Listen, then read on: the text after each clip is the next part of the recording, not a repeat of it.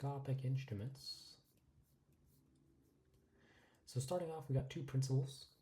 I'm going to be using the p-hack and the IFH for this lesson, by the way.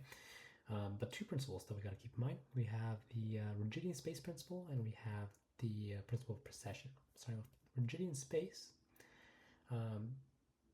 spinning objects want to stay in the same plane of rotation in which they started spinning in. In other words, tops, right? The faster tops spin, the more stable they get, right? Like that. Another way you can think about this is a frisbee, right? When you spin a frisbee, it spins. If you start throwing a frisbee flat with the ground, it's going to travel nice and flat and straight.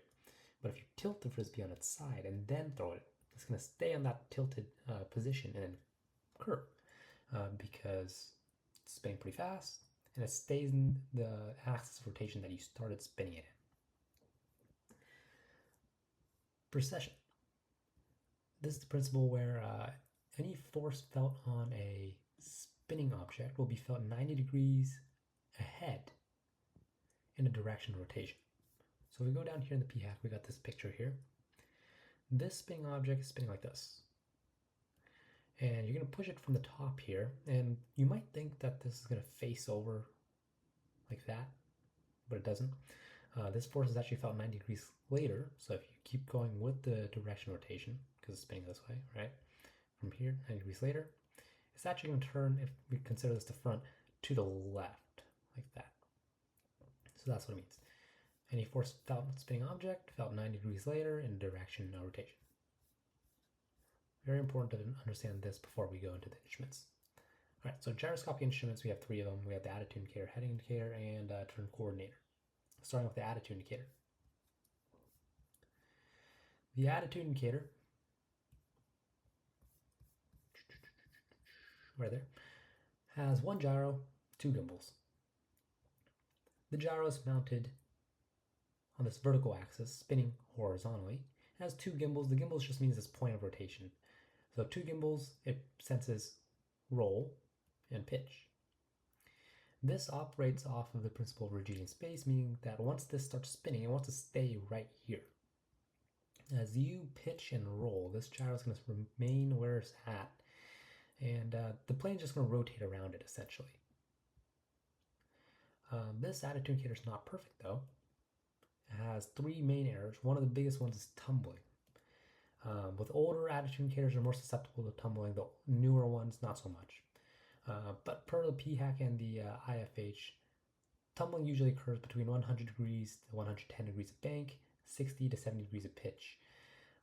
Essentially what that means is you're just throwing the gyro off its axis of rotation, and so it loses its stability and just rolls everywhere. The other two, not as noticeable, very small, but they do exist. One is a prolonged turn. If you were to turn for a elongated time, let's say you turn 180 degrees at standard rate, that's going to take you a whole minute. The whole plane's going to be rotated around this gyro for quite a while, and things don't like to move. So when you move back to straight and level, it's going to throw some things off because things don't like to move, and the attitude indicator is going to indicate a roll in the opposite direction and slight pitch up, very slightly. You won't notice too much, and very briefly too. So not that big of a deal. The other one is acceleration deceleration errors. As you accelerate, you'll notice that this might show a slight pitch up. If you decelerate, maybe a slight pitch down. Again, not that drastic, not that big of a deal. Moving on to heading indicator. Where is this thing? There it is. All right, heading indicator, one gyro, only one gimbal though. So this gyro mounted on the horizontal axis, but spinning vertically. Only one gimbal because it only senses one force, and that's the yawing force.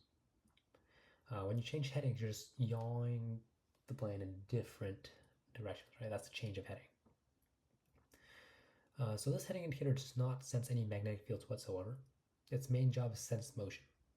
So every now and then you're going to have to reset this heading indicator with the magnetic compass. And it senses your motions from there.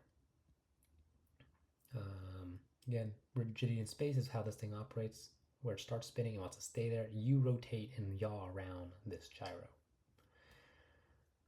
Like the attitude is not perfect. We have errors with this one too. Again, main one is tumbling. If you were to tumble your attitude, you can assume this one is tumbled too.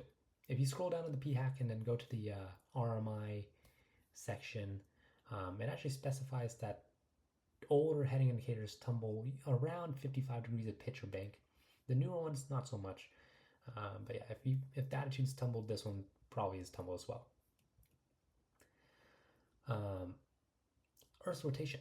So Earth rotates 360 degrees every 24 hours. If you do math, that's 15 degrees every hour. As you fly, the Earth's rotating under you. So every about 15 minutes, you should realign this heading indicator with the magnetic compass for that reason. And then lastly, we have friction. Some people say precession, but I like saying friction. So as the older this instrument gets, there's more grit and stuff that gets in the gears. It's not so perfect, so that throws off the accuracy of this heading indicator. Also, it has one gimbal. Like all other gyros, this likes to stay in its position. So as you roll, pitch, all that stuff, it wants to feel other forces too. All that force that is felt into the gyros, and that can cause friction, loss of energy. Is not a perfect energy transfer, so it's not perfect, right? Cool. So that's your heading indicator. Lastly, we have the turn and slip and the turn coordinator. Where to go? Right here.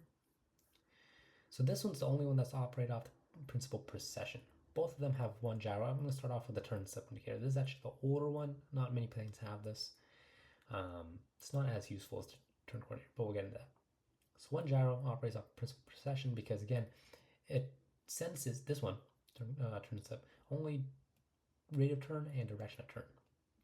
Again, turning is a yawing force, right? So you would think it'd be felt right here on the sides, and it tilts left and right like a heading indicator, but it doesn't. It rotates 90 degrees in direction of rotation. So from the top and the bottom, it tilts side to side. You can see it with these arrows right here, side to side. So that's why it's precession. So turn and slip, two functions: direction of turn, rate of turn. Turn coordinator, there's three functions. It has both direction of turn and rate of turn, but it also has rate of roll. The reason why it has rate of roll, this gyro here is canted. Canted just means tilted, specifically 30 degrees. This allows it to sense rate of roll as well. So how this works, initially when you bank into the turn, it's going to show rate of roll.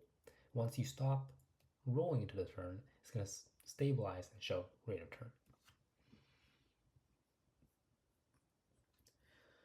We'll talk about the vacuum system here in a sec, but typically turn coordinators and turn slip indicators are powered electronically. This just means there's a electric motor spinning the gyros inside. That's mainly for redundancy. And the turn slip indicator, turn coordinator, they're pretty easy as well because they don't have any errors. The reason why they can't tumble is because there's physical stopper pins in there that prevent it from tumbling. So it's pretty nice. Cool. All right, lastly, before we move on from this, there's an inclinometer. Both of these, they operate the same way. It's simply just a tube filled with liquid. Inside is a marble. So as you turn, this is going to be tilted one side or the other. The marble is going to be pulled down by gravity on the side that's down, right? And in every turn, we have centrifugal force. It's really inertia, but the book calls it centrifugal force. Sometimes it calls it inertia. Anyways, it's the force that pulls the thing outside the turn. If you turn on the freeway, you can feel force turning you or pulling you outside the turn. When those forces are balanced, ball's in the middle. Not balanced either one side or the other. Just step on the ball. All right, lastly, so this is electrically driven. The other two, heading indicator, attitude indicator, vacuum driven. Most vacuum systems work the same. You have a vacuum pump. It's like sucking through a straw. So it sucks air through the whole system and then blows it out the other side. That's the last thing that really happens here. So it's sucking through a straw. The first thing where the air comes from goes to an air filter. Then it goes to all your instruments. The suction gauge here, you don't want too little pressure because then the gyros aren't spinning fast enough. too much pressure, you damage the instruments. Right after the instruments comes the vacuum relief. That just prevents overpressurization of the vacuum system. Again, damage instruments. And you suck it, blow it out.